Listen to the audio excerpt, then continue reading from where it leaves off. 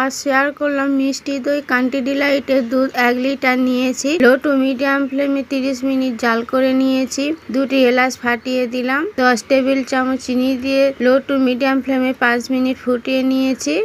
নামিয়ে নিলাম। 15 মিনিট ঠান্ডা করে নিয়েছি। হালকা গরম থাকবে। 2 টেবিল চামচ জল ঝরানো টক দই ফেটিয়ে নিয়েছি। একটি পাত্রে টক দই নিয়েছি। দুধ ছেঁকে নিলাম। টক দই ভালো করে ফেটিয়ে নিলাম দুধের সাথে।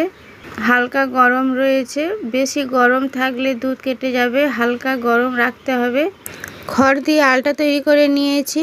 একটি মাটির পাত্রে 1 টেবিল চামচ ফেটানো টক দই দিয়ে ভালো করে মাখিয়ে নিয়ে টক দই মিশ্রিত দুধ দিয়ে ঢাকা দিয়ে গরম কাপড় কম্বল দিয়ে ভালো করে ঢাকা দিতে হবে। এমনভাবে রাখতে হবে ভালো গরম থাকে, সারা রাত রেখে দিলেই তৈরি হয়ে যাবে মিষ্টি দই। ভালো লাগলে লাইক শেয়ার করবেন।